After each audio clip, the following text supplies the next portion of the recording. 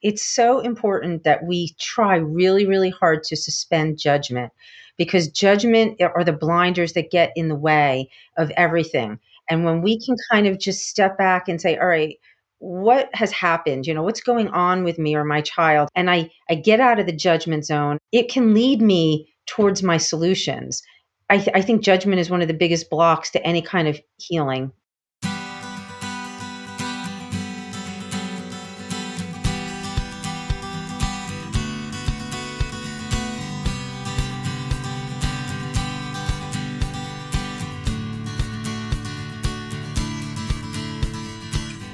Welcome to Parent Footprint with Dr. Dan. I'm Dr. Dan. This show is about making the world a more loving, accepting, and compassionate place, one parent, one person, and one child at a time.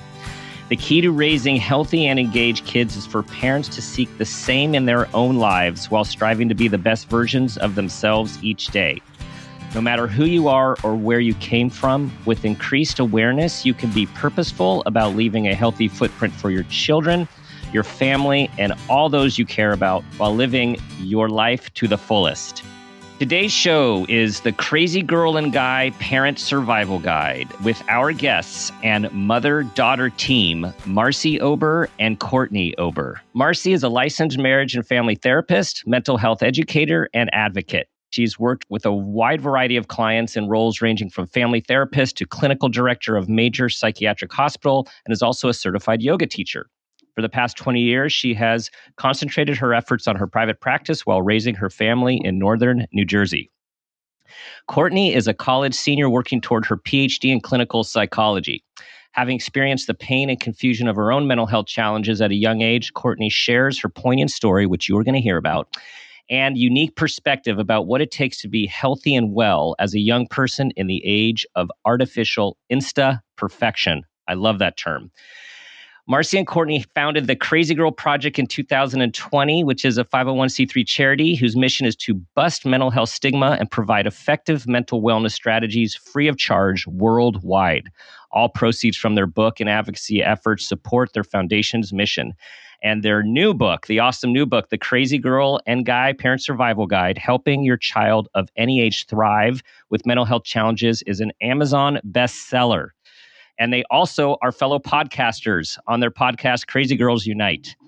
Ladies, welcome to the show. Thank you, Dr. Dan. Thank you for having us. Thank you so much for having us. So great that you are both here. Both of your voices are in your book. And I have to say, I'm holding it right here. They can see it, this beautiful book. It takes a ton of courage to put yourself in a book the way you have. And I think both Marci, as a fellow mental health professional, and Courtney, as a person who's just, I want to say, exposing yourself for the health of others, really was one way that it's like, this is my story and I want other people to benefit. What was it like for you guys to embark on this journey together? So I love how you said courage. I think it really takes a lot of courage to push through mental health challenges, to be a parent assisting your child with mental health challenges. And it might take a lot of courage to write about our story, but I think being able to help other people through our experiences, through effective clinical practices, and being able to work with my mom, a therapist, has been a really great experience. So courage really goes out to all the people who are reading and perhaps struggling as well. I love hearing you share, Courtney. I'm in awe of your wisdom for your young age. And I feel like it didn't necessarily take courage to write this book. I feel like I had no choice. I feel like this book had to be written, and to not write the book would have been almost like repressing certain things. Like we're kind of meant to do this, and we're just kind of lining up with how it's supposed to be. That's kind of my take on it. Mm-hmm. Well, and I was thinking, just with both of your generations and the difference it is in terms of putting ourselves out there, as you talk about, Courtney, the perfection. So everyone's out there in the younger generations, and now in our generations as well. Like, everyone's out there, and then it's like, what do you see? Is this real? Is this not real? But there is a push for, here, show your life, or show the version of your life that you want everyone to think you are living, or maybe you think yourself you're living. And then for us as mental health professionals, the whole idea of ever saying anything about yourself, putting out anything personal about yourself in the traditional training was such a no-no. And it's really evolved in positive ways, I think, for therapists to be able to be human when working with their human clients. Yeah. Yeah.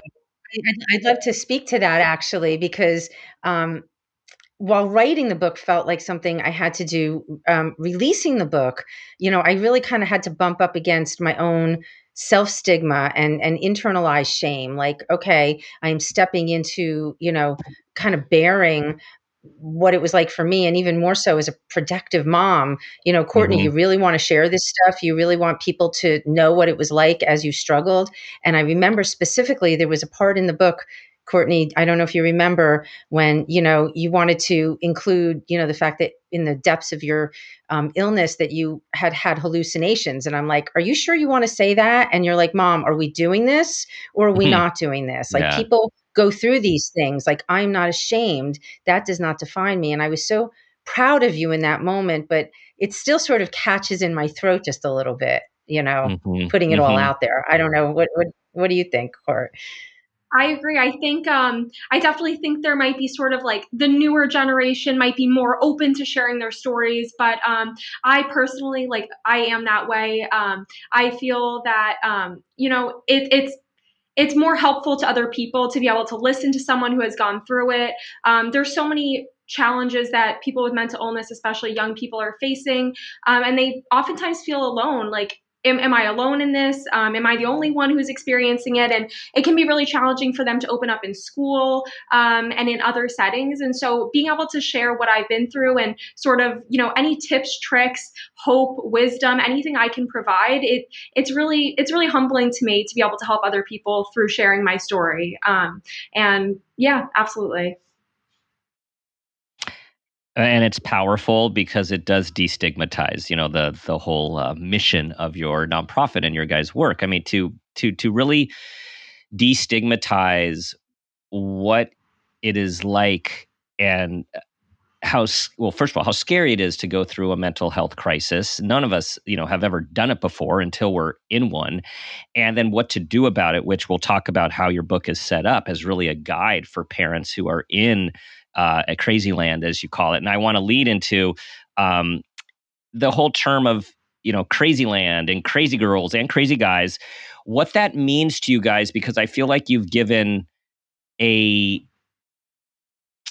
voice or a symbol of what it's like when one enters this place, right? It's not like we're always living this place, but it's you enter this place, and it's scary and it's confusing. Yeah. Well, can I speak for a moment to the word crazy? Because to be honest, I didn't think too much about it, and I With a didn't think it was K, going to be such crazy a with a K, people. Yeah. crazy with a K, right, because I wanted to make it a little cute, and I really wanna bust stigma that goes with this, but I've gotten a lot of, like, pushback and flack, like, "How dare you call me crazy?" And, like, "How do you say you're busting stigma when you're using these terms?" And I was not sort of prepared for that, but what I learned to do is sort of welcome it, because I think it allows the conversations to unfold. And so my vision of it is kind of like the LGBTQ community took the word queer and they embraced it and they owned it and they put pride behind it and they changed the connotation of the word. And I think that's what we have to do. I think, our tagline is we're all a little crazy. It's what we do with our crazy that counts. So we just kind of have to get over that stigma. Like, we all go through it. And why does this word have to be such a flashpoint? But boy, it certainly has sparked a lot of, in my generation, a lot of feelings in people. Courtney, do you find that? Like, are you hearing? I don't even think I've asked you this. Like, are you hearing that in your generation? What do you think? I don't mean to take over your your podcast here. Sorry. You're a natural. Yes. It's funny you say that because as much as I've heard that you've, heard some pushback, I have not heard any pushback from people who are, my friends or, probably sort of in the same age range as me. I'm not really quite sure what to attribute that to, but I think maybe it's just sort of, not making light out of mental health because you would never want to do that, but sort of bringing some kind of comfort and some kind of like warmth and roundedness to the mental health issues that are experienced. And I think that the crazy with a K, it's, if you say crazy with a C, it's all downhill from there. But I think it's kind of, it builds community. It's the crazy girl community and guy community.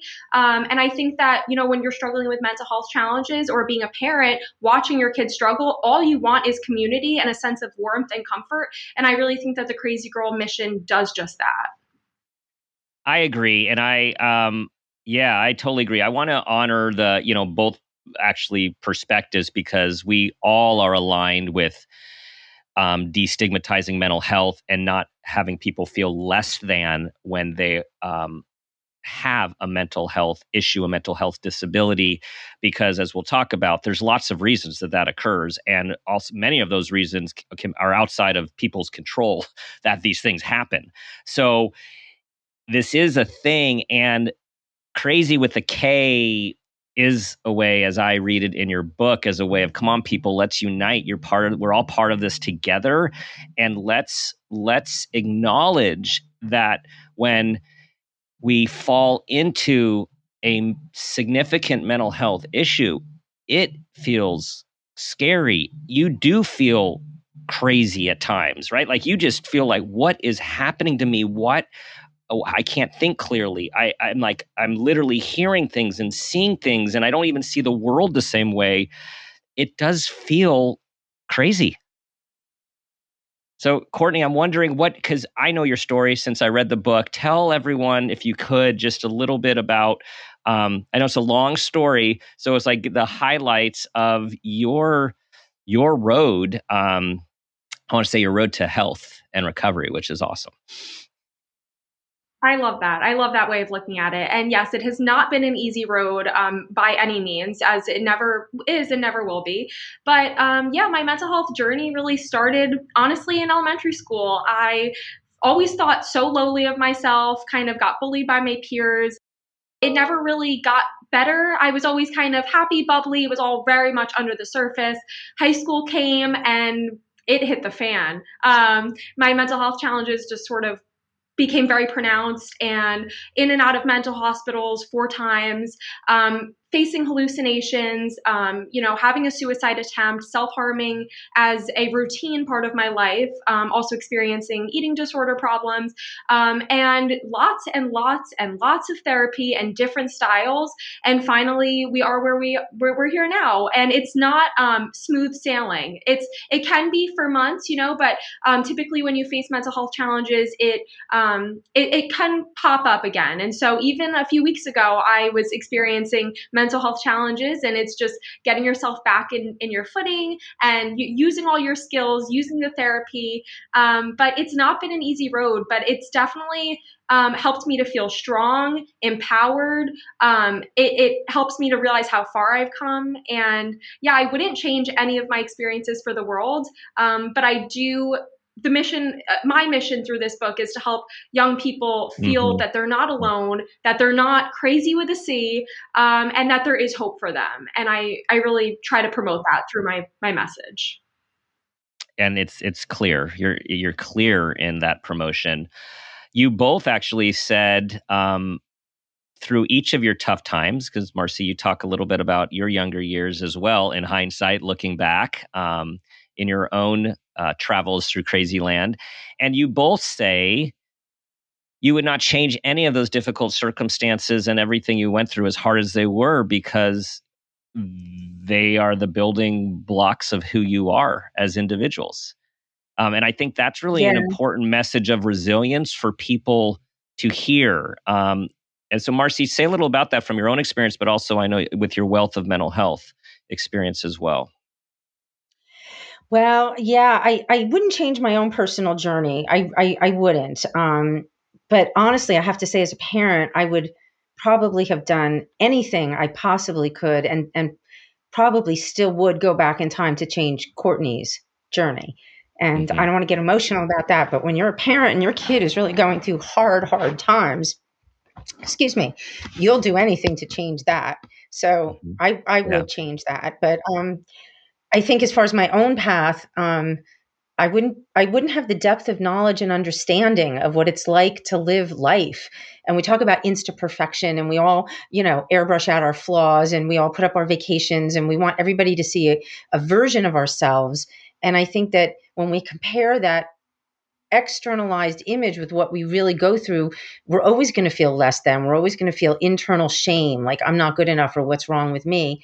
And so that's why I shared my story in the book. And it's interesting because people in my life, close people in my life, I think maybe have a problem with that, like, oh, why would you tell all of that? Why would you let people know that? And I think when we accept our personal journey as just what our lives are made of, and we really focus on, so what does that mean now? What am I meant to do? Who am I? It gives so much meaning and context to all of those experiences. Mm-hmm. Mm-hmm. I I had my crazy land experience in my first major one in, I would say, mid 20s. And I describe it to people and to clients where it's relevant, is that it was the most terrible experience that I never want to have again, but I wouldn't trade it for anything in terms of what And why do you feel emerged that as a way? result. Because Yeah. Well, why? Why do right, you because feel? I grew in ways that I had to grow through those difficult experiences, and having, only those of us who have been to the place where you are digging so deep just to get through the day, and the moment, and are so uncertain about yourself and the future and where you belong. It's something that you can't describe until you've experienced it. And then through the work, through the therapy, through the medicine, through, everything that's needed, when you emerge, there is nothing that can take away that resiliency that was needed to get through, and then to be on the other side when you actually feel like yourself again. I'm getting emotional even talking about it. It's like there's nothing you can't. It's indescribable, and I see both of you, I know, sharing that experience. Um, so thank you for the question, Doctor. I just went on my own journey there. Um, yeah, but I think that's what it's so important for people to understand, that through the pain is the opportunity for growth. That's right. That's right. That's why I put in the book that symbol, that Chinese symbol, that crisis and opportunity actually are made out Mm-hmm. of the exact same letters. And I had a couple that I was working with that went through the hardest of times and emerged, really intimate and really connected. And they had that symbol made in gold, and they wear it on their neck every day. And Mm-hmm. I was like, "Where's mine?" That, but it's so beautiful to realize that. And what if this is normal? What if we're going to go through our journeys ourselves, Mm-hmm. or you talk about the parent footprint. What are we? How are we growing? What are we passing along? What is the legacy? What if the pain and the struggle and all of that imperfection is normal? And Mm-hmm. and we learn to accept and embrace that. Wouldn't that maybe take some of the stigma off just right there?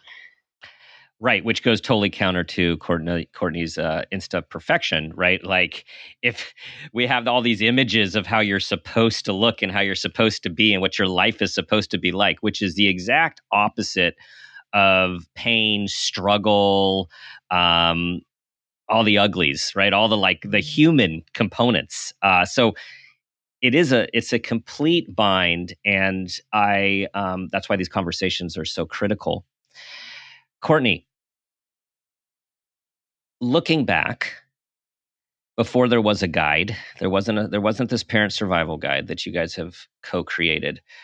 What did you So to the parents out there, like, what what level of understanding did you know in terms of what you were going through versus confusion versus what you thought you needed from the your parents? You know, what's the message for parents listening who have kids who are struggling? Absolutely. That's a great question. Because just as much as it's very tough for the person experiencing the mental health challenges to watch your loved one, your baby, your pride and joy to go through struggle, cry, whatever it might be, on a very common basis, it's very hard. And so I think, in the beginning, it's compassion and it's empathy and it's being there by their side and it's listening.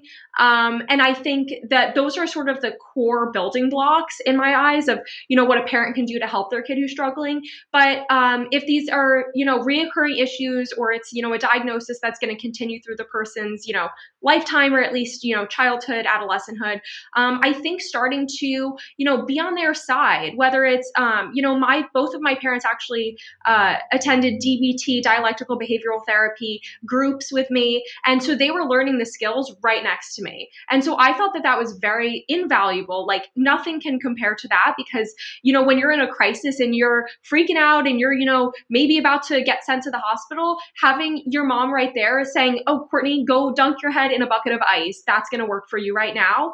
And so, the empathy is always there, the compassion, the holding your hand. But I think then there's a time where the holding hand needs to be, all right, I'm going to let you go run free. You're going to have this freedom. But I think being there for them and truly caring about the Mhm. problems, and doing your best to not solve or fix, because that's not how it works, but to just offer solutions in the moment that can be tangible and helpful. I think that those are the best things that I'm thinking about. Yes. And what would you say to parents in terms of um, the feeling of they need to fix this and they want to take away the pain? Is that even possible? Or is it just the child's journey that they're on? Yeah, and I don't think that, parents can quote unquote fix the problems for, a various amount of reasons, but if it's, neurochemical, a parent, trying to be there for their kid, and even as supportive as they are, they're not going to fix those, neurochemical, imbalances. Likewise, if it's environmental issues that are causing the mental health problems, being there is going to be helpful in a way, but it's not going to stop the bullying at school. It's not going to stop you looking in the mirror and judging yourself. So it's Hmm. not a solve, being compassionate, even using the skills. It's not to solve your kid, or to solve their problems, but I think it's to be there best for Mm. them. And in my eyes, it's really a lot of times is to keep them out of danger from themselves. If a kid is if a child's struggling with self injurious behavior or anything like that, having the parent Yeah. there to stop that in that moment is crucial. But it's not a solve all, fix all kind of thing. Yeah. But can I jump in there real quick? Do you mind? Sure. Because Sure. I was like a miserable failure, I believe, at most of this for a long time. I think that I absolutely felt like it was my responsibility. I felt like I had to fix it. It would trigger my anxiety, and I would yell, and I did all the wrong things, even though I was a therapist. Like I really did all the wrong things, and I think that in some ways, Courtney, like I enabled you because I kept you in my bed to keep you safe, and then you didn't want to leave my bed, and I had to learn DBT skills to deal with my own anxiety so you could go back in your bed, because I was clipping your wings trying to keep you safe, and I was indulging my own anxiety, trying to fix this, or like I had a whole lot of personal work that I have had to do so that I could be present and compassionate without being enabling. And that's a Mhm. really difficult thing as a parent, really hard to do. Really hard to do. And this is where we talk about awareness so much on the show is, one of the best things that we can do for the health of our kids is to be aware of our own feelings, our own energy that we're bringing in, our own behavior.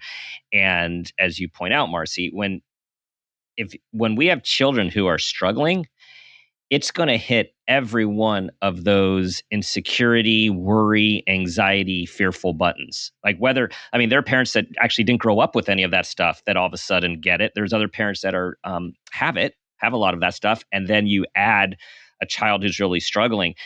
And I relate to this as well in that role. And it's like how hard it is as an adult to be focusing on oneself for health when their child is really struggling, because the pull is just to like swoop in, protect, and really, as you point out, with best intentions, we might not be maximally helping the situation because it's just so murky and painful. Yeah. I think it's a balancing act. Yeah, so I think that it takes time, but I think it's tricky, especially when your child is struggling with mental health challenges. They might be irritable. That's part of being the age anyway, but I think it's balancing how much compassion, support should I give versus, a little bit of challenge and maybe encouragement to better themselves in some ways. But I think that this is, we often call it a mental health journey and not the battle most times. And so, learning through the journey how to best balance those different factors of how you can help your kid. But I think it takes time. When I was 13, the situations were handled when I went to my mom for the same issues when I was 13 were handled very differently. And I come to her now and I can see as I've grown, she's grown as a parent and helping me as a parent. And so to not give up, to keep the hope and to just keep the hope within your child, but to remain that balancing act as well is important. Well said. And you also highlight the point for everyone, for all of us, that, we grow up as adults and then we have kids. And then we are so not done growing ourselves. First of all, like we're most people are not even halfway on their human journey, less than halfway, hopefully, by when you have your kids. And then you have no idea how to be a parent on top of still growing as an individual, right? It's like, it's such a dynamic process. And particularly, I will say these days with all of the media and the internet and all of the global unrest that we experience on a daily basis, like this is not easy. But we have a guide now. We have a guide. So Marci, what was that guide what did you need that you didn't have that you have now co-created? Oh my gosh, what a great question. I remember, in the toughest of times, right? I'd be, a therapist in an office doing a session, and I'd get a text. I'm going to kill myself. I can't stay in school. Like, you have to come get me. And here I'd be like, saying to the person I'm working with, I'm really sorry. I have to go now. And I would rush and get her. And then, we'd be in this kind of, what's going to happen and how's it going to go. And then I would go to my favorite sushi bar and I would sit there and I'd have a bite and I'd be searching the internet. Okay, what does she need? What do we need to do? Where does she need to go? What is really her diagnosis? And like, does she need to be in a hospital? Does she need to be in a treatment program? Like, what do we do about school? Like, is this medicine helping? Is it hurting? Like, I had no idea, even though I was a therapist. And so I hope what this guide will provide is, through my voice as a mom and a therapist, maybe sharing some perspective in each chapter. Courtney, being the young person that so bravely shares her journey and what it's like to be actually going through this chapter by chapter, therapy, medication, school, family dynamics, all of these things. And then we interviewed all these different experts, right? Because I don't want to say that our way is the right way. I don't know what's right for any other person, but I think this guidebook is a menu, and that a parent can open to any section and get advice from a lot of different perspectives. I hear parents saying, I'm so excited to be able to share Courtney's words with my young person, with my kid. Right. They can maybe relate to her. And then, all the experts that share their perspective, I think that maybe something will resonate and somebody will be able to have clear guidance of where to embark for their own family's healing. That's what I would hope. Yeah. Yeah. Yeah. And I think that when you first learn that your child is struggling, it can be like, wow, where the heck do I even begin? Because it's like medication, therapy, school, hospital, a million factors.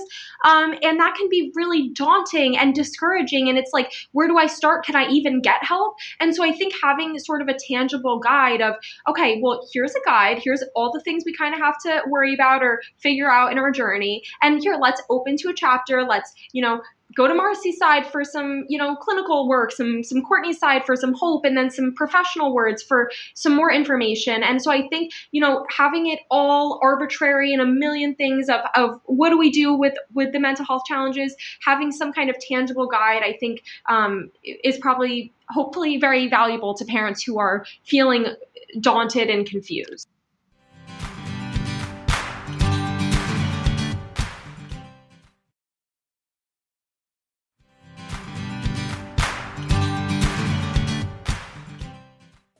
I just want to acknowledge something that you guys, have written about at the beginning of the book is we are in the midst of a pandemic. However, we are in the midst of a child and adolescent and adult, but right now we're particularly a child and adolescent mental health epidemic, right? The rates of depression and anxiety, which were already too high before the pandemic, have in many cases doubled, if not more. And I also want to hit the very serious, important issue of suicide and suicidal thinking, because you brought that you both have brought this in, and it's really important. Is that we have seen such an increase in suicides that it's mind blowing, and it's mind shattering, and it's family shattering, and it's important that people know, especially when we talk about crazy land and feeling crazy, that having thoughts of suicide and taking one's life is one of the diagnostic criteria and symptoms of depression. So when people have that, it is so scary. And then they think there is something so wrong with them, when in fact, I'm not minimizing what it is, but I want to normalize it means you're depressed. It doesn't mean that you're crazy with a C. It means that you are depressed and you need help. You need help with your neurotransmitters. You need help with your coping tools. You need help with your environment. And that's what your book goes through. It really has talks about the different types of therapies, the different types of programs, the different types of medicines, the different types of professionals, programs. And it really is like, we got to start with a mental health professional, right? Like, start talking with someone if you or your child is having these thoughts.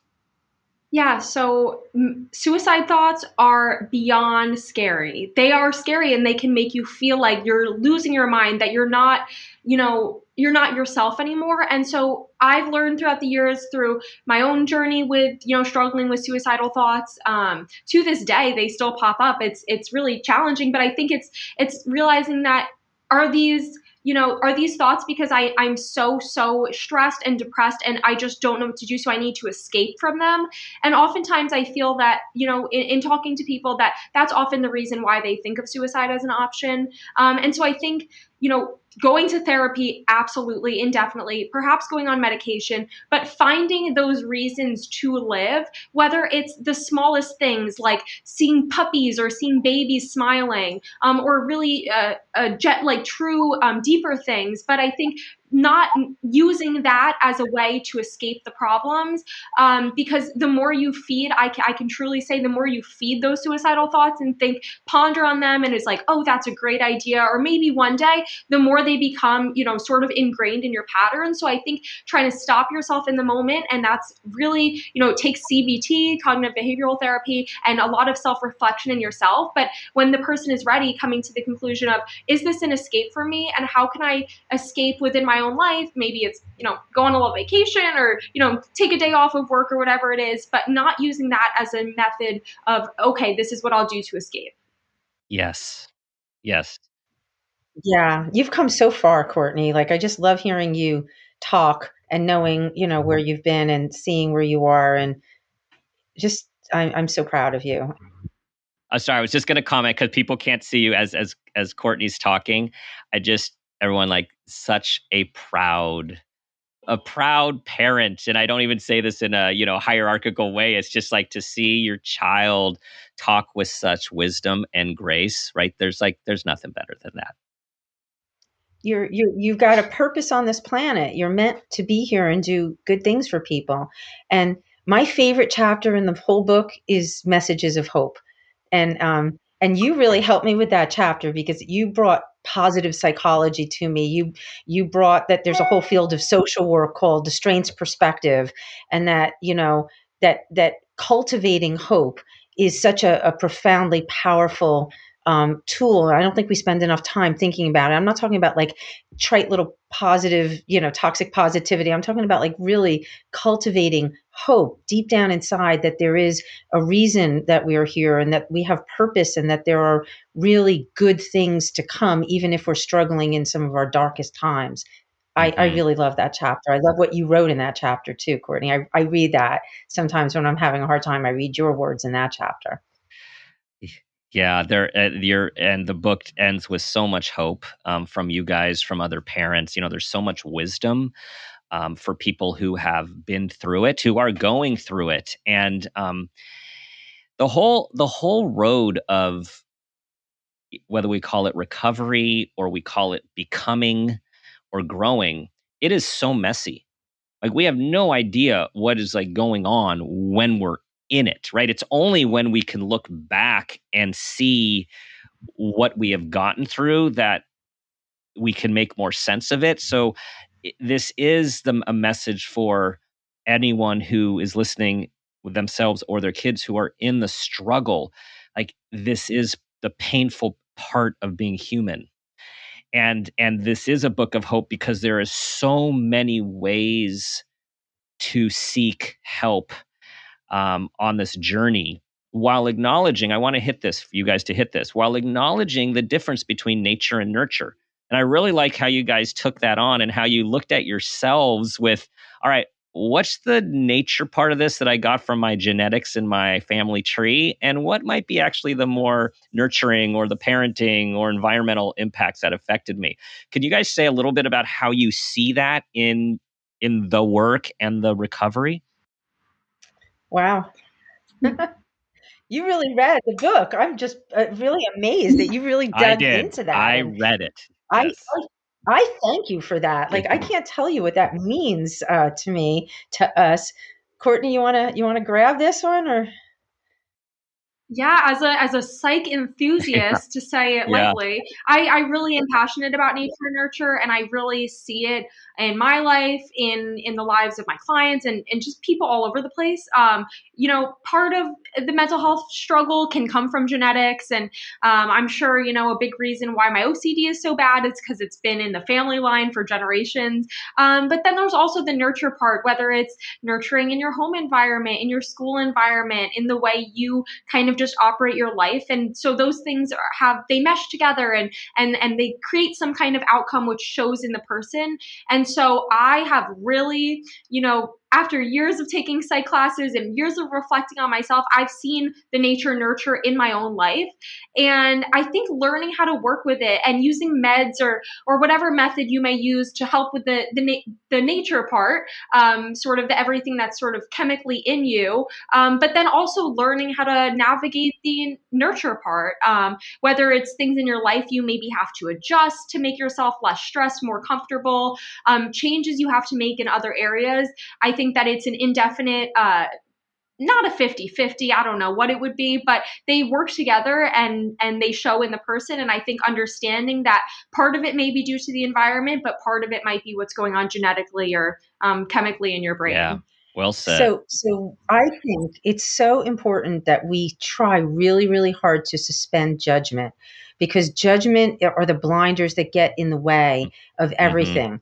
And when we can kind of just step back and say, all right, what has happened? What's going on with me or my child? I think I use these words that have brought us to the tipping point of crazy. And I get out of the judgment zone and I kind of really try to take a look. It can lead me towards my solutions. And I think judgment is one of the biggest blocks to any kind of healing. I Hmm. really do. Yeah. Yeah.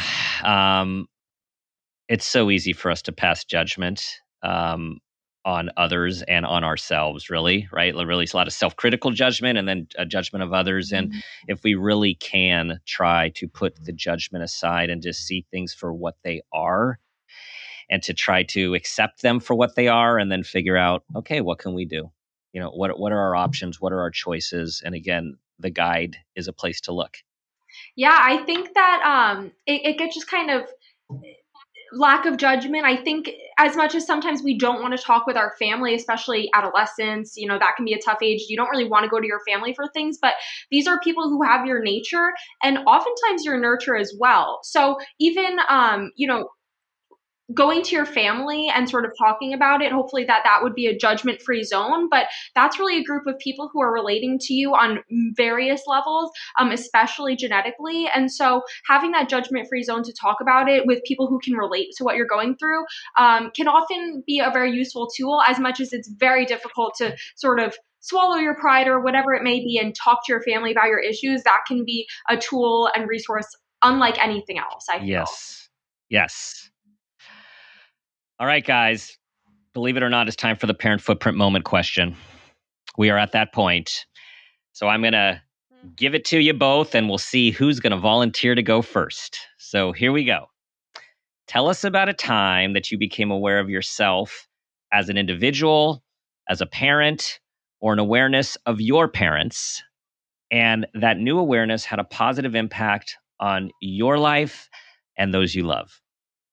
Through my mental health journey and, going out and in and out of mental hospitals, I ended up in Hawaii at a program called Pacific Quest, which you can read about in the book in greater depth. But there was a part of this journey after a month and a half of eating the healthiest foods that I didn't like and struggling with my mental health challenges and not having a mirror and not having my phone and all of these things.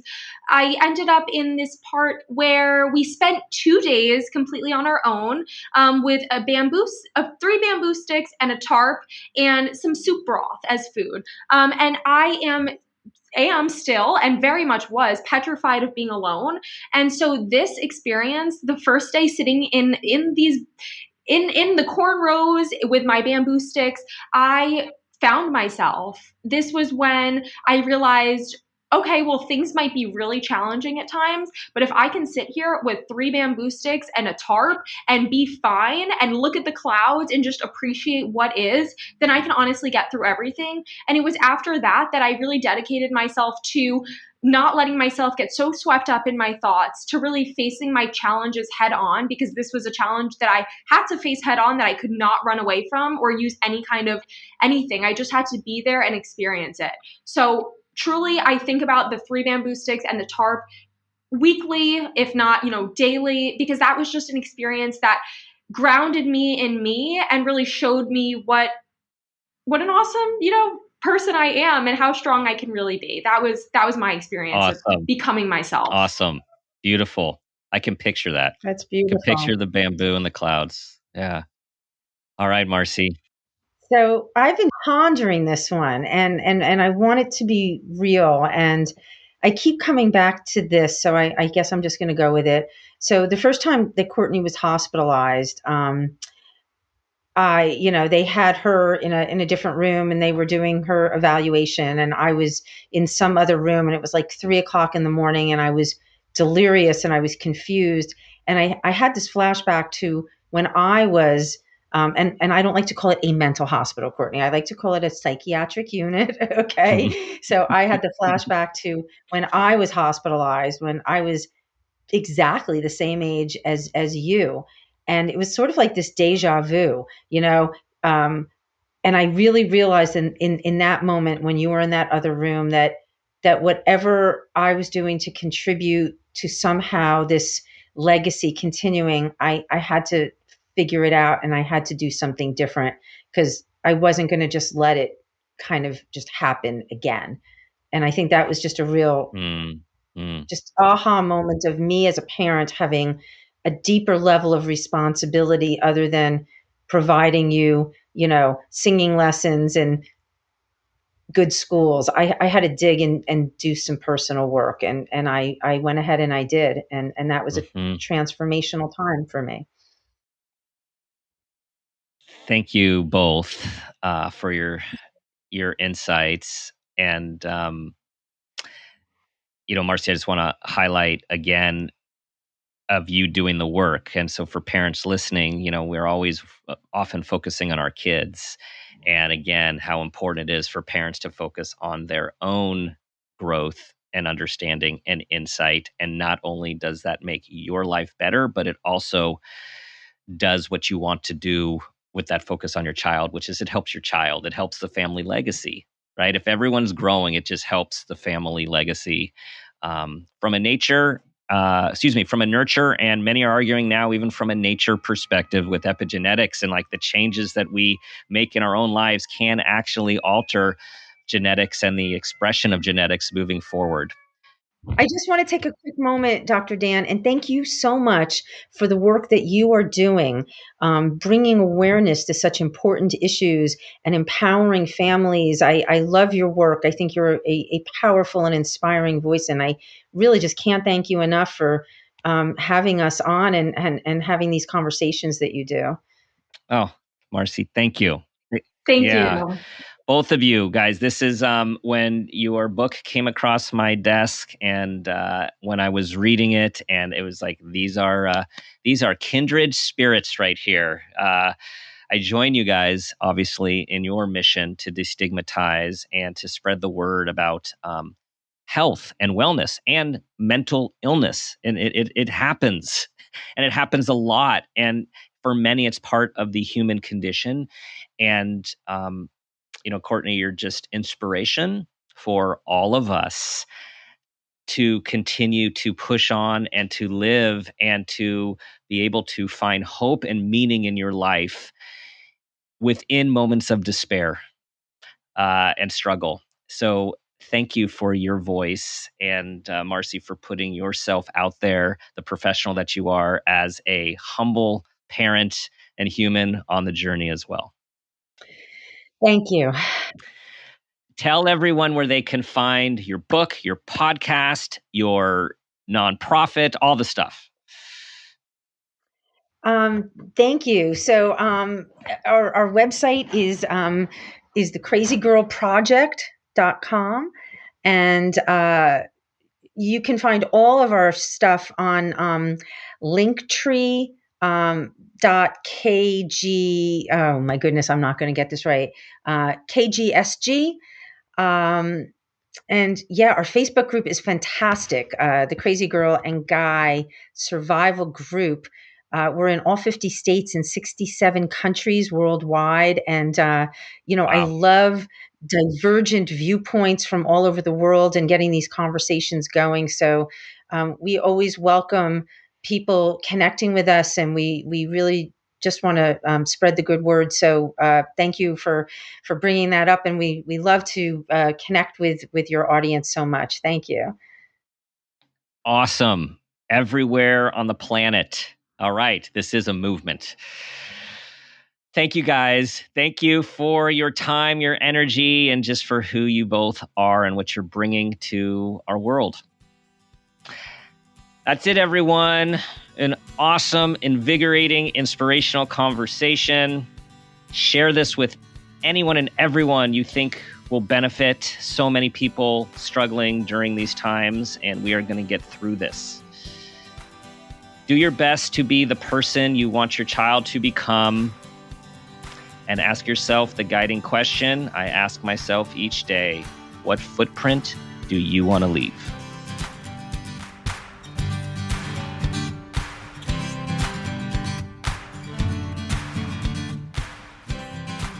This has been a Peters and Rossi production. Parent Footprint with Dr. Dan is produced by Laura Rossi. Our engineer is Phil Rossi.